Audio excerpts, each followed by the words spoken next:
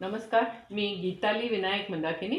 मिळून साऱ्याजणी मासिकाची मी संपादक आहे. मिळून साऱ्याजणी मासिकांनी विद्याबाळ अध्यासन प्रकल्प 2 हाती घेतला आहे आणि यामध्ये स्त्री चळवळ आणि मी या विषयावर विविध क्षेत्रातल्या लोकांशी आपण गप्पा मारतो. आज आपल्याकडे आली आहे अपर्णा महाजन. अपर्णा, नमस्कार. नमस्ते. अपर्णा ही इंग्रजीची प्राध्यापक आहे आणि मुख्य म्हणजे मिळून साऱ्याजणीची आणि एकूणही ती लेखिका आहे. तर आज आपण गप्पा मारूया. आपल्याला बऱ्याच मला तर दिवसांनी खूप आवडेल.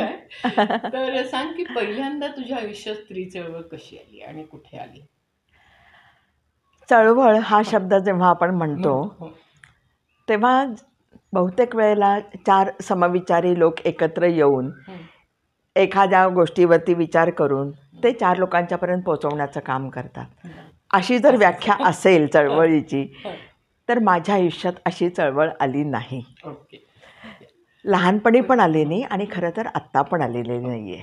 पण स्त्री पुरुष समतेचा विचार असा तुझ्या बालपणी संगोपनामध्ये दिसला का, असं आत्ता वाटतंय का? म्हणजे तेव्हा काही जाणवलं नसेल, स्त्री पुरुष समता म्हणजे काही माहीत नसेल, पण आता जेव्हा तू पुन्हा सगळा आयुष्याचा विचार करते, स्त्री पुरुष समता सेंटरला ठेवून, तेव्हा बरोबर. तुला कसं जाणवतं तुझं आयुष्य, आई वडील? हो, म्हणजे माझं लहानपण दहिवडी नावाच्या एका छोट्या सुंदर खेड्यामध्ये गेलं, सातारा जिल्ह्यामध्ये. आणि माझे वडील वकील होते. ओके. माझे आई वडील दोघेही शिकलेले होते. म्हणजे अण्णा म्हणायचे मी त्यांना.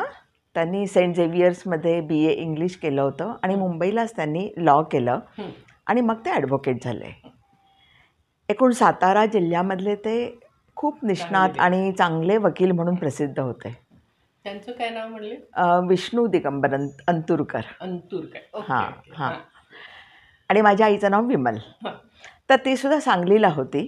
तिचं शिक्षण झालं आहे. म्हणजे मला आई अशी आठवते की आम्ही शाळेतून यायचो तेव्हा ती आमचं एक दार होतं, त्या दाराच्या तिथे बसून चष्मा लावून ती इंडियन एक्सप्रेस वाजत असायची आणि आम्हाला त्यातले कार्टून सांगायची, त्यातले जोक सांगायची. अशी लहानपणची एक खूप ठळक आठवण आईची आहे.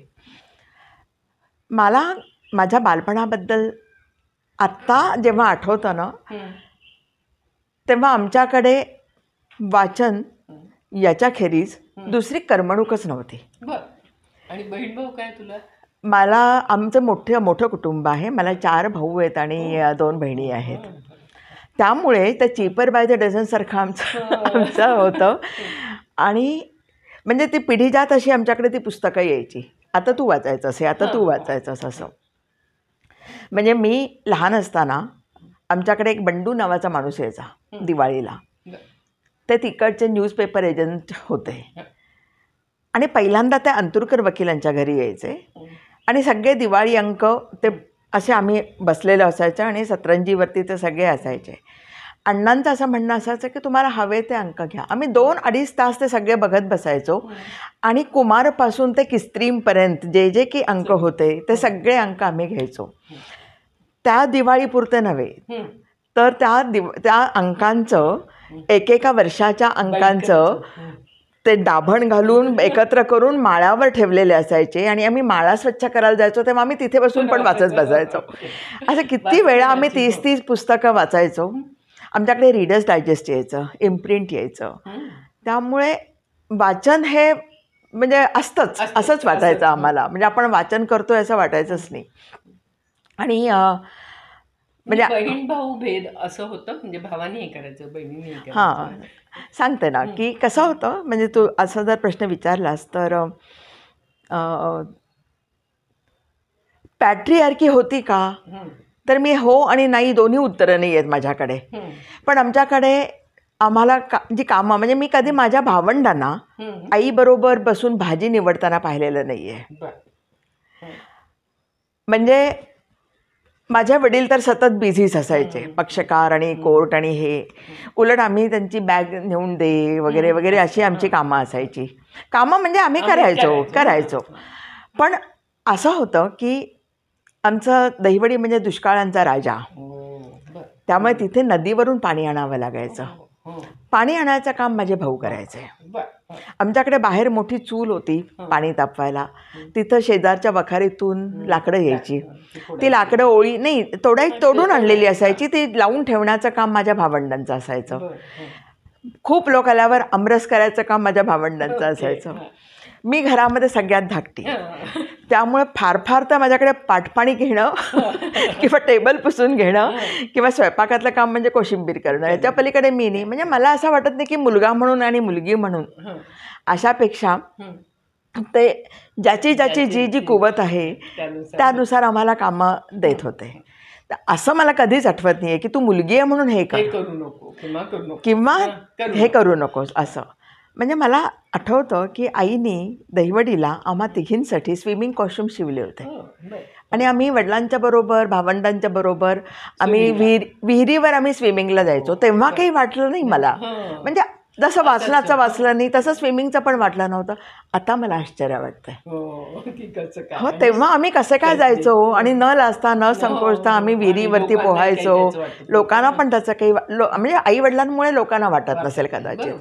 आणि शिक्षण कसं झालं तुझं? हां, आणि मग मी तिथे 10वी 11वी पर्यंत होते. माझी पहिली म्हणजे नवीन 10वी तेव्हाची जी होती ती माझी पहिली 10वी. मी तेव्हा केंद्रात पहिली आले होते आणि त्यामुळे मला न विचारता नुकतंच तिथं सायन्स हे चालू झालं होतं. मला विचारलं नाही, माझं नाव त्याच्यामध्ये त्यांनी घालून टाकलं 11वी सायन्स. जनरली असं इक्वेशन, चांगले मार्क पडणारे लोक सायन्समध्ये, आणि मला अजिबात आवडायचं नाही सायन्स. खरं म्हणजे गंमत अशी झाली होती की तिथे मराठी मीडियममधून मी घेतलं आणि 12वीला मी SP कॉलेजमध्ये आले.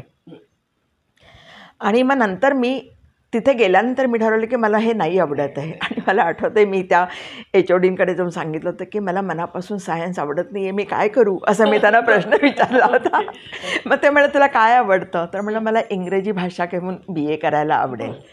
कारण माझ्या वडिलांचं इंग्लिश, संस्कृत आणि मराठी तिन्ही भाषांवर प्रचंड प्रेम होतं. आमच्याकडून ते सकाळी लवकर उठून आमच्याकडून ते वाचून घ्यायचे, म्हणजे गंगालहरी आमच्याकडून वाचून घ्यायचे. त्याच्यामुळे ते ट्रान्सलेशन केलं. आणि नाही म्हणजे मी लहान असल्यामुळे मी थोडीशी लिंबूटिंबूच होते सगळ्यांच्यामध्ये. मी आत्ता भाषेचा अभ्यास करायचा म्हणूनच खरं गंगालहरीचा त्या प्रोजेक्टमध्ये हे केलं. आणि म्हणजे त्या प्रकाशनाला. आणि म्हणजे मी माझी PhD जेव्हा झाली तेव्हा मी असं सांगते की हेनरी किप्सन माझ्या माहेरचाच आहे. कारण मी ऐकलं होतं, नोराबद्दल ऐकलं होतं. म्हणजे असं तेव्हा अण्णांनी सांगितलं होतं की बघा, डॉल्स हाऊसमधली नोरा आहे पण घोस्टमधली मिसेस हेल्मर आहे. म्हणजे काहीतरी आहे, म्हणजे मिसेस हेल्मर आणि नोरा म्हणजे नावाने ओळखली जाणारी आणि नवऱ्याच्या नावाने ओळखली जाणारी. हे काहीतरी बारीक बारीक संस्कार माझ्यावरती तेव्हा होत गेले. तेव्हा अण्णांच्या बॅचमेट ह्या होत्या, दुर्गा भागवत होत्या. त्यामुळे ते सांगायचे की कशी ती बोलायची, कशी ती यायची, नऊवारी असायची पण कशा ते चालत यायच्या आणि वगैरे वगैरे. हे काहीतरी चांगलं आहे असं तेव्हा माझ्या मनावरती यायचं. मग त्याच वेळेला पुस्तकांमधून जे काही संस्कार झाले, मग तेव्हा मग माझी बहीण जेव्हा पहिल्यांदा पुण्याहून आली, ताई म्हणजे माझी, आमच्याकडे सगळेजणं, माझ्या वडिलांनी आम्हाला सगळ्यांना हॉस्टेलमध्ये ठेवून शिक्षण दिलं पुण्यामध्ये. आणि मग जेव्हा ती यायची इकडे तेव्हा मग तिने सत्यकथा चालू केलं होतं आणि मार्मिक होतं आमच्याकडे. अशी बरीच मासिकं असायची, मासिकं वाचायची, त्याच्याबद्दल आम्ही काहीतरी विचार करायचा आणि तो बोलायचा, अशी एक आमच्याकडे पद्धत होती. आणि असं होता मी जेव्हा कॉलेजमध्ये आले आणि विशेषतः युनिव्हर्सिटीमध्ये, कारण SP मध्ये BA होईपर्यंत मी थोडं होमसिक होणं, माझा भाऊ भैया म्हणजे अनिल अंतुरकर तो तिथे होता, त्यामुळे दररोज रडून मला आईची आठवण येते म्हणून सांगणं, असंच माझं रुटीन असायचं. पण मी BA झाले, चांगल्या मार्काने BA झाले. मग मी पुणे युनिव्हर्सिटीमध्ये गेले. तिथे मला खूपच मोठं एक्सपोजर मिळालं. आम्ही हॉस्टेलमध्ये राहत होतो तेव्हा एके दिवशी नरेंद्र दाभोळकर आणि श्याम मानव आमच्याशी गप्पा मारायला आले होते, म्हणजे हॉस्टेलमधल्या मुलींशी. आम्हाला खूप मजा वाटली की अरे आपल्याशी कोणीतरी गप्पा. आम्ही सगळेजण तिथे त्या गेस्ट रूममध्ये बसलो होतो आणि मग त्यांनी इतके छान प्रश्न विचारायला सुरुवात केली आणि तेव्हा माझ्या आयुष्यात पहिल्यांदा काहीतरी वेगळं जाणवलं मला की आधुनिक आहात म्हणजे काय आहात तुम्ही आता मॉडर्न आहात म्हणजे कपड्यांच्या पलीकडे तुम्हाला काय जाणवतं, तुम्ही लव्ह मॅरेज करणार आहात का.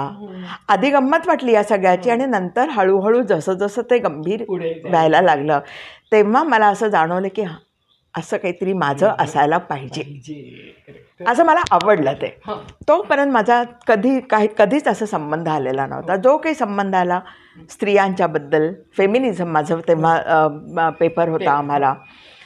आणि हे सगळं वाचत असताना जेव्हा मला विद्या बाळ, गौरी देशपांडे हे जेव्हा मी वाचले, मला एक वय असतंच गौरी देशपांडेंच्या ह्याच्यामध्ये प्रेमात पडण्याचं.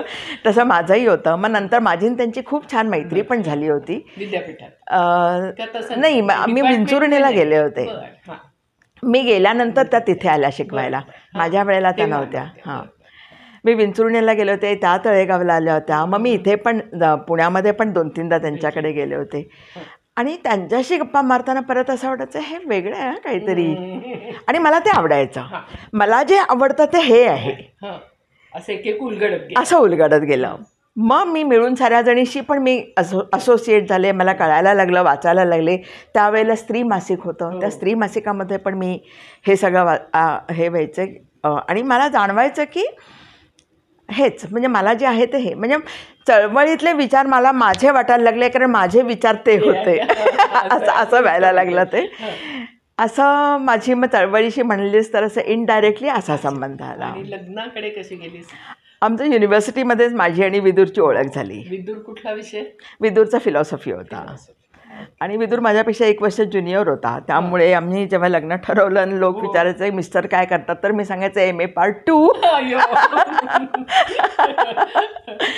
तर तुला नोकरी लागली होती? नाही. आमचं लग्न झालं तेव्हा आम्हा दोघांकडेही बँक बॅलन्स शून्य होता. आम्हा दोघांकडेही काहीही पुढे आम्ही काय करणार हे नव्हतं. आणि मी विदूरची फॅक्टरी होती, त्यामुळे विदूरनी PhD करायचं सोडून तो त्याच्या घरच्या फॅक्टरीमध्ये गेला. माझं पण असं एक स्वप्नाळू हे होतं की विदूरला मदत करायची, म्हणून मी MA नंतर डिप्लोमा केला होता लेबर लॉचा. लेबर लॉ आणि लेबर वेलफेअर. मी 2-2.5 वर्ष तिथे होते, पण समहाव माझं तिथं काही नीट जमलं नाही. आणि मग मला एके ठिकाणी मी पार्ट टाईम जॉब करायला लागले.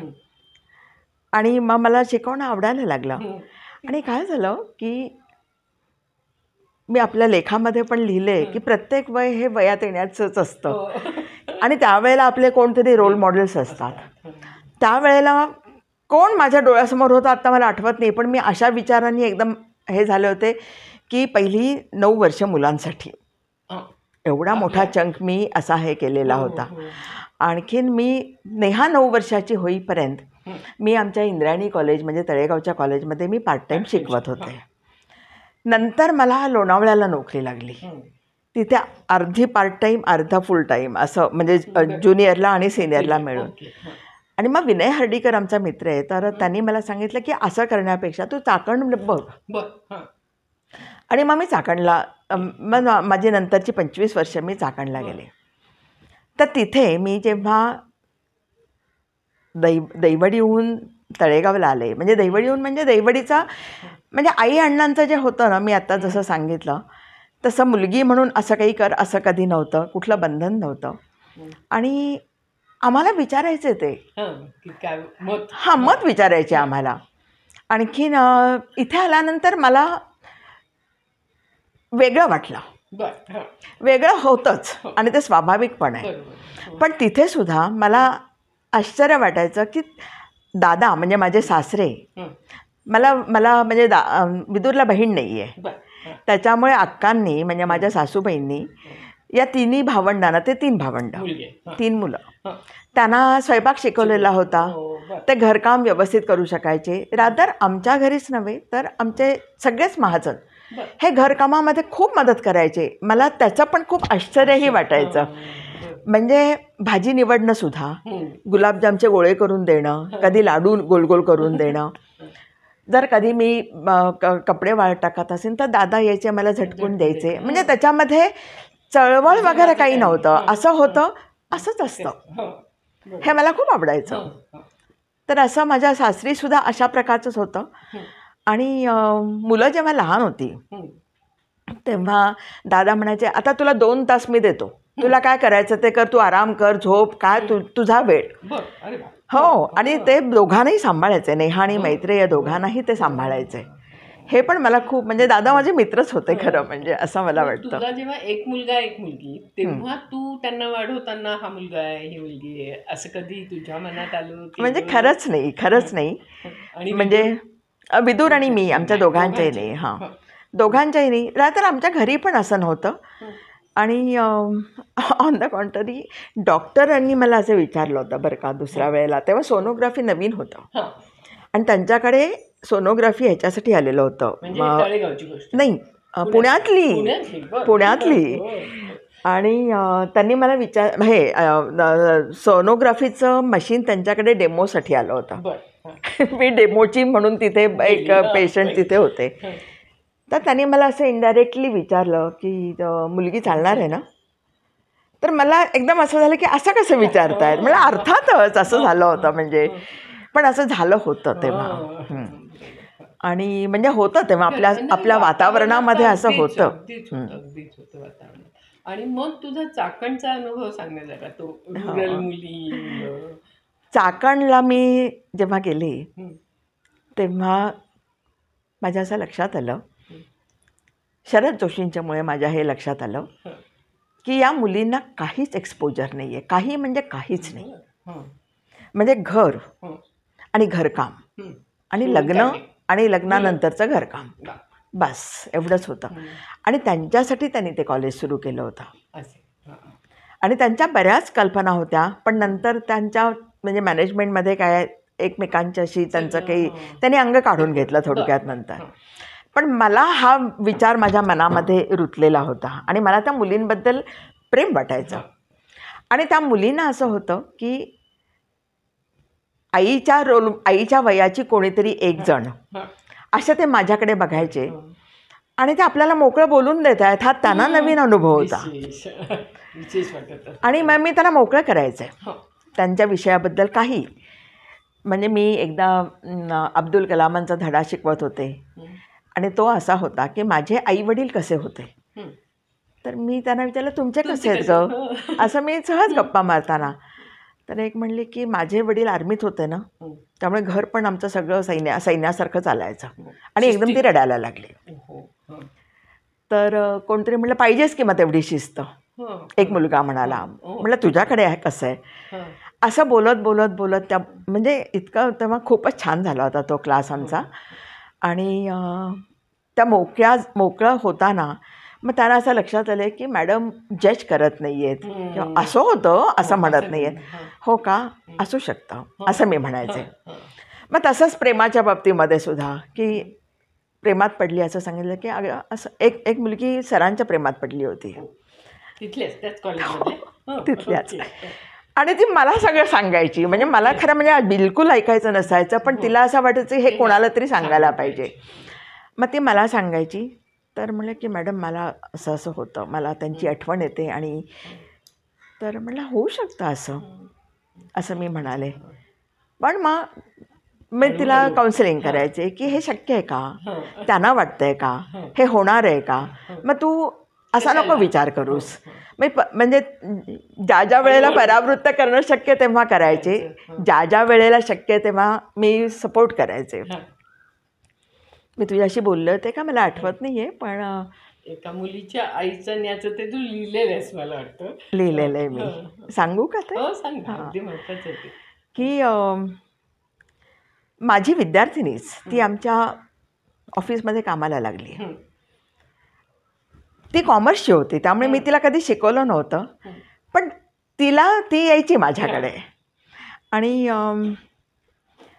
छान आनंदात उत्साहात अशी असायची. आणि नंतर मी म्हणायचे की म्हणजे मी पाहिलं तर असा चेहरा तिचा सुकलेला कोमेजलेला असा होता. म्हटलं काय झालं तुला. मी मला तुमच्याशी बोलायचं आहे. मी फार एनकरेज केलं नाही कारण मला असं वाटायचं की माझ्यामुळे त्यांना प्रॉब्लेम यायला नको. पण जर त्या आल्या तर मी त्यांच्यामध्ये इन्व्हॉल्व व्हायचे आणि मग मी त्यांना सांगायचे मला जे योग्य वाटतं ते लोकांशी चर्चा करून सुद्धा प्रसंगी. तर ती आली आणि ती म्हणाली की मॅडम माझ्या वडिलांनी आज मला मारलं. माझा फोन असा ह्यांनी दगडाने ठेचून टाकला. म्हटलं का पण कारण का. मग तिने सगळं सांगितलं. थोडक्यात सांगायचं झालं तर ती तिच्या मावस भावाच्या प्रेमात पडली होती. आणि असं म्हणून तिने माझ्याकडे पाहिलं. तर म्हटलं की बरं, असं मी तिला केलं. तर ती म्हणाली, माझं आता लग्नाचं बघतात आणि मी म्हणतात मी लग्न करणार नाही. म्हणलं तू सांगितलं नाहीस का? ते म्हणजे मला भीती वाटते. मला सांगायला तर पाहिजे, नाहीतर लग्न तरी करायला पाहिजे काहीतरी. तर म्हणजे तुम्हाला मी सांगते आम्ही लग्न पण केलं आहे. म्हटलं ती एक एक मला ती अशी धक्के द्यायला लागली.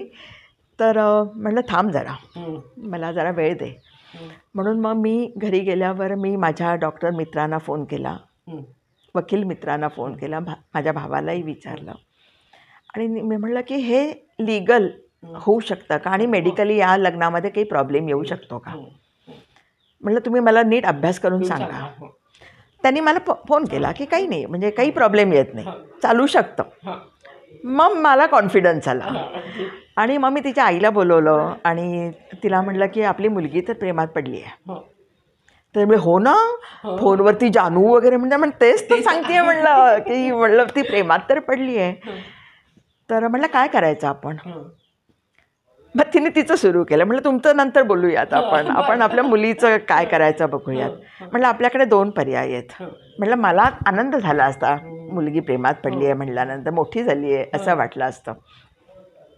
ते म्हणली आहे हो, प्रेम तर आहेच की महत्त्वाचं. तर म्हटलं हो. आणि पण ते म्हणले की माझं कोणी ऐकणार नाही. इन्सिडेंटली तिलाही मित्र होता. म्हणलं तुम्हाला तर माहिती आहे मग आता म्हणलं मी काही सांगण्याची जास्त गरज नाही.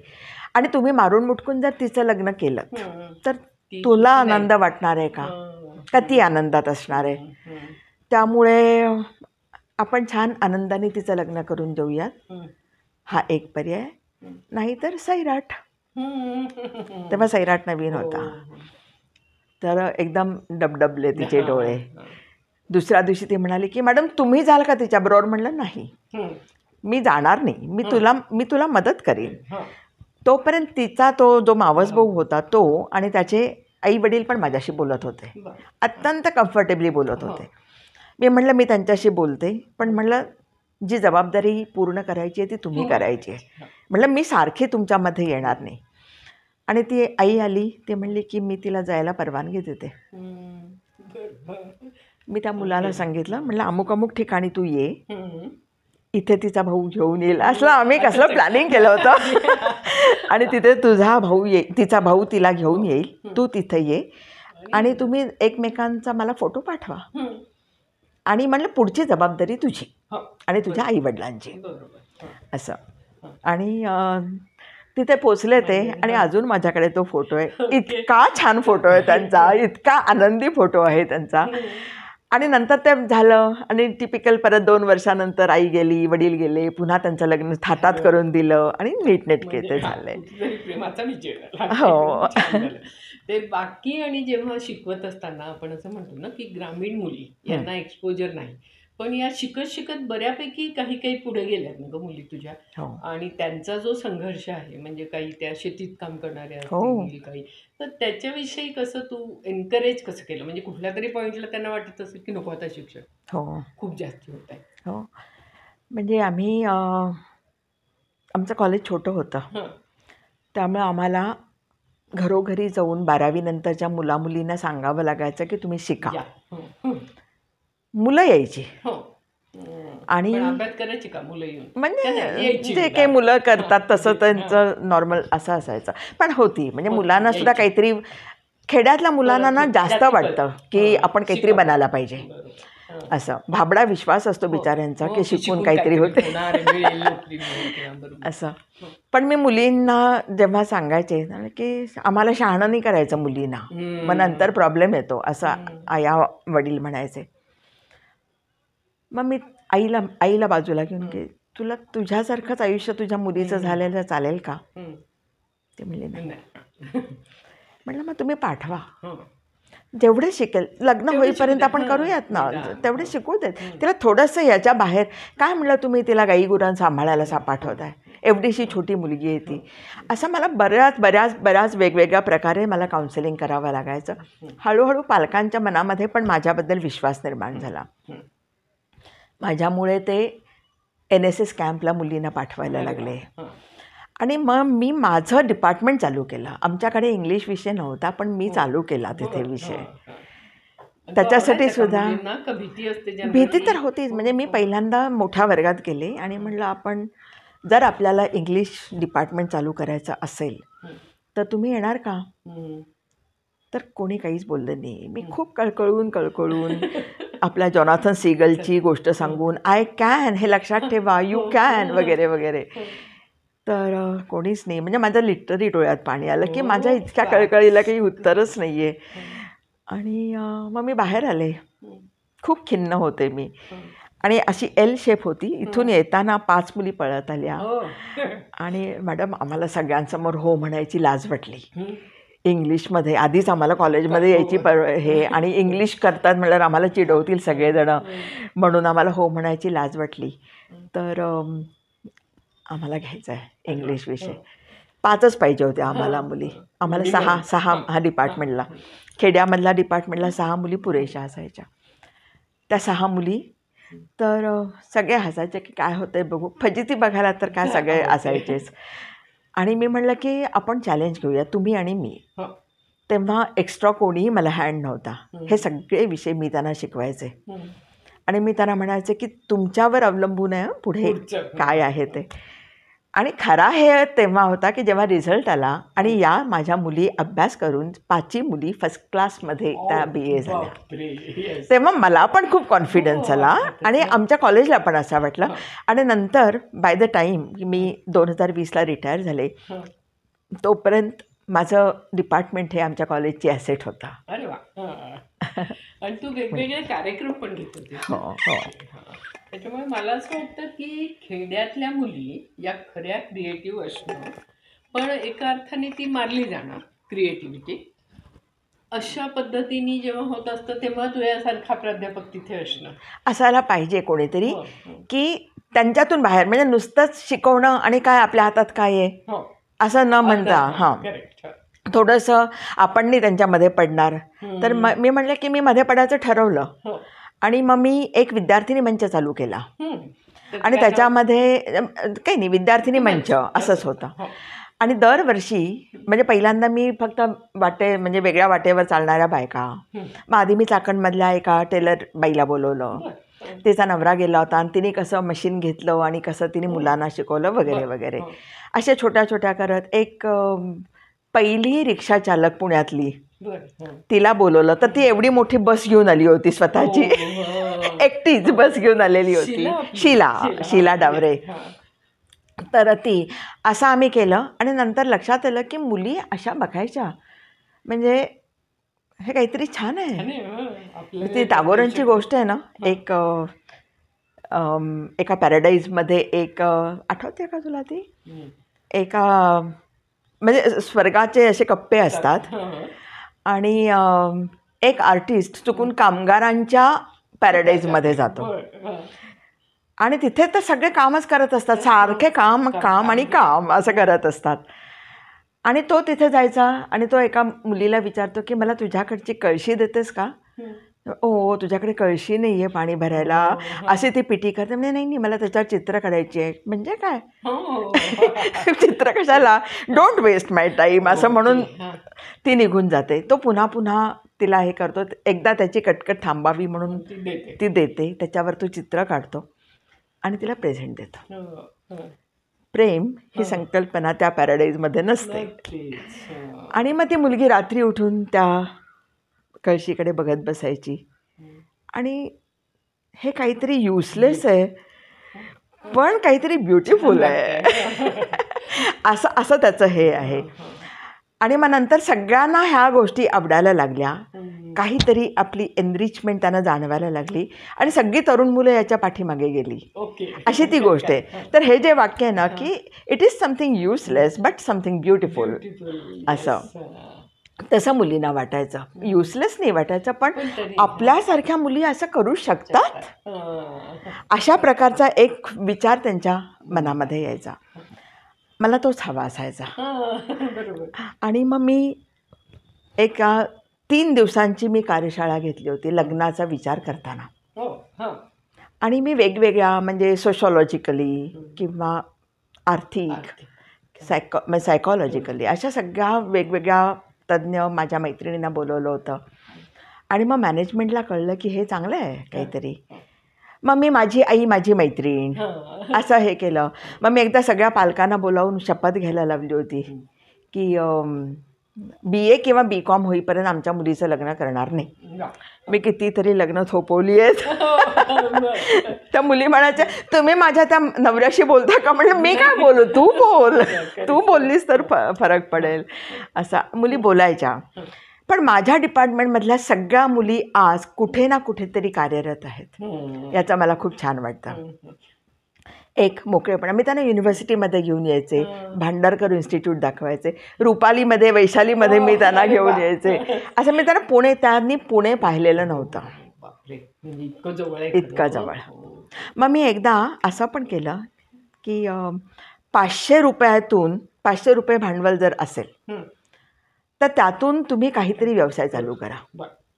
आणि असं मी बोलवलं. मग पहिल्यांदा सॉफ्ट टॉईज किंवा परफ्यूम्स तयार करणं. आणि मग मला मुली सांगायच्या की मॅडम यावेळीची दिवाळी आमच्या पैशातून झाली बरं का, आजीला सुद्धा मी ह्याच्यातून साडी घेतली असं. आणि मग आम्ही हे करायचो, एक्झिबिशन करायचो, कधी सेल करायचो. तर काही फार चांगलं झालेलं नसायचं. मग मी म्हणायचं तुम्ही चांगलं करा आणि विका, चांगलं करून विका. पैसे देतात लोक म्हणून तुम्ही नुसतं तर कसं आहे तसं देऊ नका. हां. पण मुली, मग माझ्या एका विद्यार्थिनीचा नवरा अधू होता आणि तो काहीच काम करायचा नाही. हिने त्याला परफ्यूम करायला शिकवलं. म्हटलं आता कोण कुटुंब प्रमुख झालं. तर असं मी मुलींना शिकवायचे. आणि मला असं वाटतं तू मगाचपासून असं म्हणत होती की चळवळ काही कुठे आली नाही. तर मला असं वाटतं खरं हीच चळवळ आहे ना. म्हणजे चळवळीचे जे उपप्रवाह आहेत सगळे ते हेच आहेत. आणि इथूनच शेवटी मिळून सगळ्या एकूण बाईला आत्मसन्मान, तिने आर्थिकदृष्ट्या स्वतंत्र असणं, स्वतंत्र विचार करणं, हे मला वाटतं तू अनेकींना सांगितलं आहेस. आता त्याच्यातल्या किती जणी तुझ्या बरोबर म्हणजे अजूनही माझ्या डिपार्टमेंटमधल्या तर बऱ्याचशा मुली माझ्याशी अजूनही कॉन्टॅक्टमध्ये आहेत. माझी पहिल्या बॅचची, त्या 5 पैकी पहिल्या बॅचची माझी विद्यार्थिनी, तिचं नाव वैशाली, ती आता ठाणे जिल्ह्याची डेप्युटी कलेक्टर आहे. अरे वा, म्हणजे तुझंच अभिनंदन म्हणजे मग तिच्यामध्ये काहीतरी होतं आणि त्याला नुसतं पोषक वातावरण देणं. म्हणजे मला विचारायला यायच्या BA झाल्या आता काय करू. तर मी तिला म्हणाले होते की तू पुणे युनिव्हर्सिटीत जा. तेव्हा गोखले सर होते. मी त्यांना सांगितलं होतं की या मुलीमध्ये खरंच स्पार्क आहे आणि तुम्ही तिला हॉस्टेल मिळवून द्या, तिला हे मिळेल, ॲडमिशन मिळेल, तिला हॉस्टेल मिळवून द्या. आणि मी तिला भेटायला जायचे, कधी डबा घेऊन जायचे, खाऊ घेऊन जायचे. तर मग एके दिवशी तिने मला विचारलं की मॅडम मला MPSC UPSC करावं असं वाटतं आहे. तर म्हटलं मला माहिती नाही, त्याच्याबद्दल मला माहिती नाही, पण तू त्याच्यामधला जो मुख्य माणूस आहे त्यांना जाऊन भेट. तू मुलांना विचारत बसू नकोस, तू त्यांना जाऊन भेट. मग तिने ते केलं. तिला MPhil केलं तिने. MPhilमध्ये तिला MPhilला ॲडमिशन मिळाली. पण त्यावेळेला ती तिकडे गेली. आणि तिचा ना एक किस्सा सांगण्यासारखा आहे.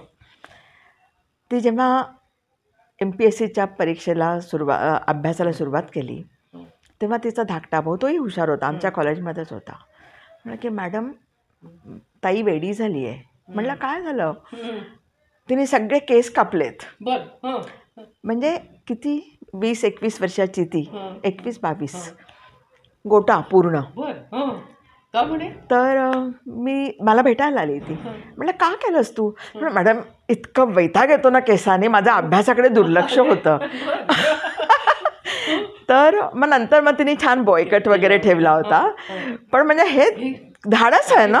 म्हणजे चाकणमधली जिचे वडील गोडी शेव विकणारे होते, एज्युकेशनमधला पण त्या घरामध्ये नव्हता.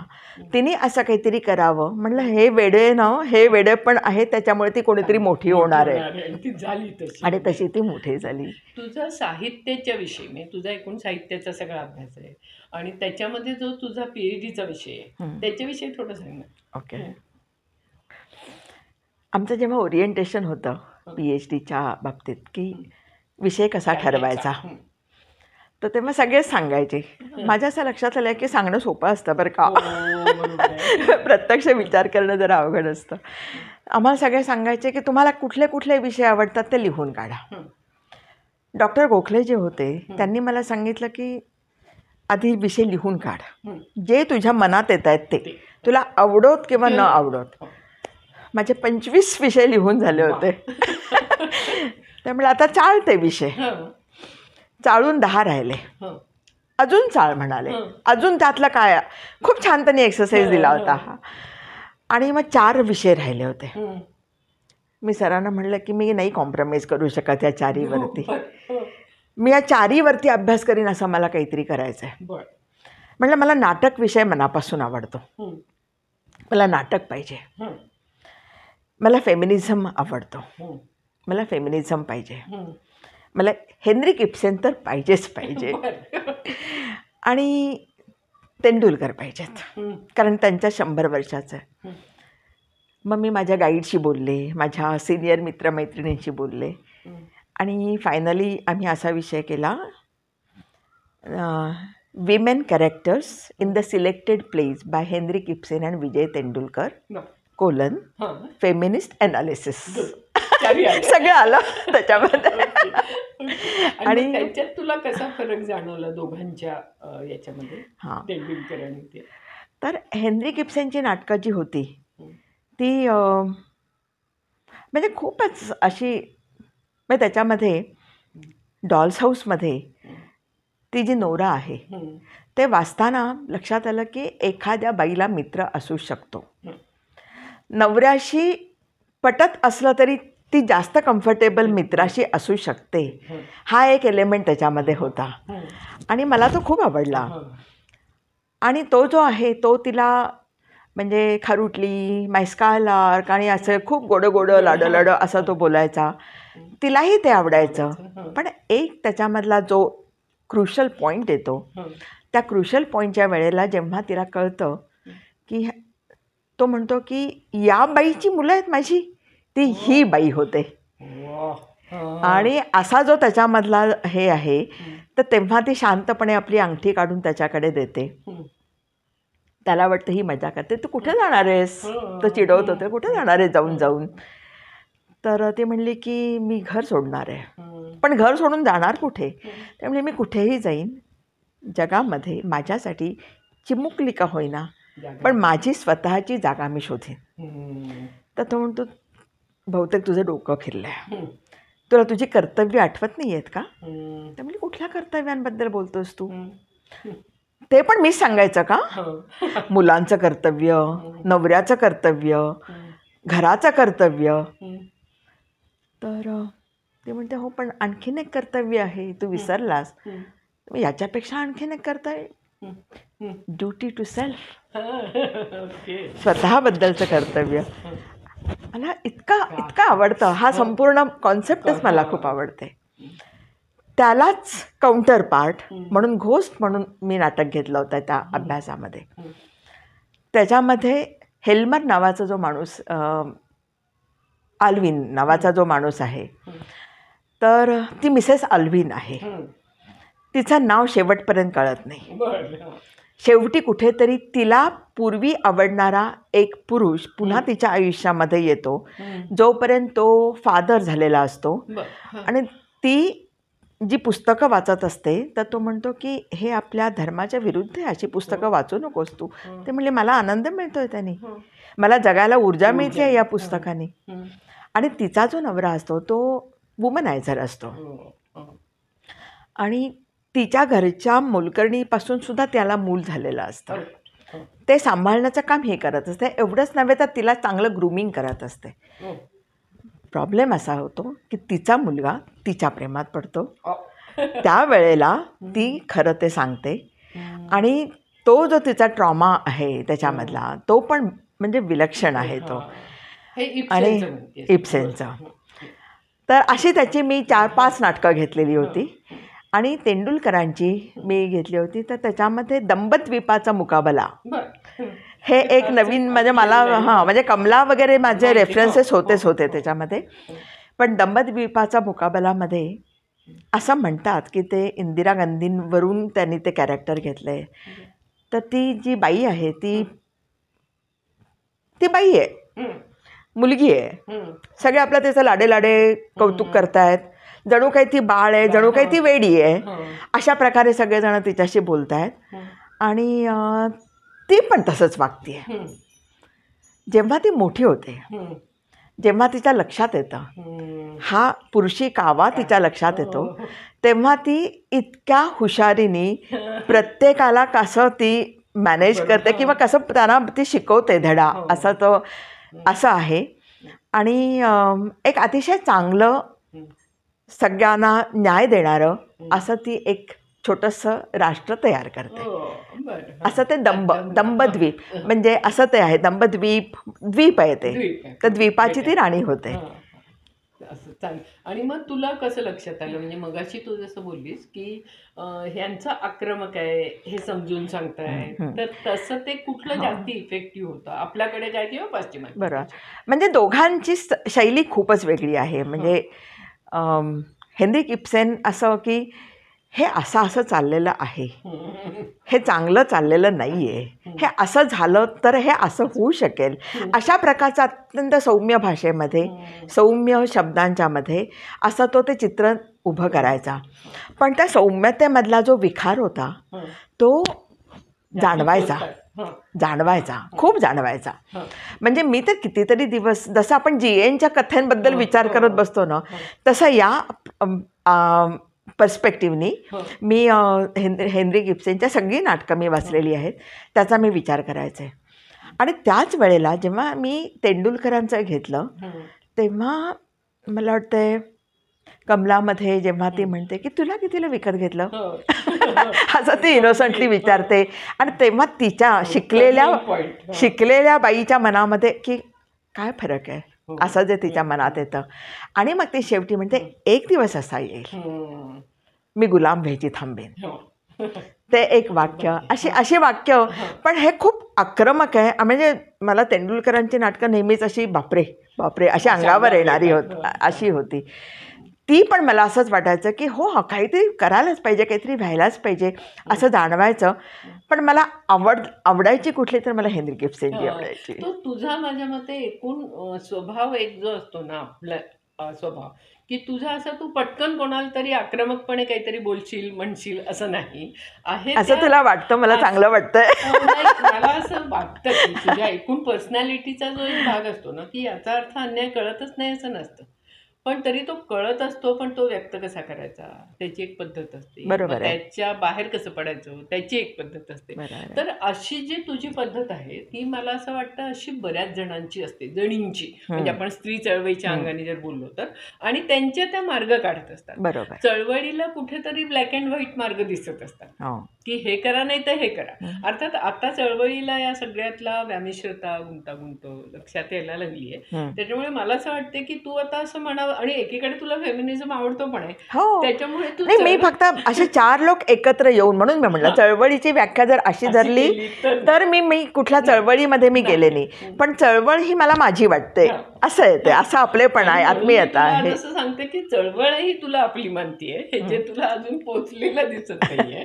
तर मला आता शेवटी आपल्या बोलण्याकडे येत असताना तुझे जे सेंद्रिय शेतीची आवड आहे किंवा बागेची आवड आहे, त्याच्याकरता तू काहीतरी केलंयस तर त्याच्याविषयी सांग. झाडं माझं खूपच प्रेमाचा भाग आहे माझ्या आयुष्यातला. आणि ज्या वेळेला मला ओला कचरा आणि कोरडा कचरा याचं भान आलं, तेव्हा मला असं वाटलं की आपण आपला कचरा आपल्या घराच्या बाहेर टाकायचा नाही. असं मी अनेक जणांना सांगते, अनेक जणांना पटतं पण त्यांच्याकडून ते केलं जात नाही. करणं कठीण पण आहे, पण एकदा सुरू केलं की त्याचं ते चक्र बनतं, असं माझ्या लक्षात आलं. आता मला म्हणजे मला वाटतं 20 वर्षाहून अधिक वर्ष झाली असतील माझ्या घरातलं एक कोथिंबिरीचं पानसुद्धा बाहेर गेलेलं नाही आहे सगळं. तर माझ्याकडे असे कंटेनर्स आहेत आणि त्याच्यामध्ये मी कंपोस्ट करते.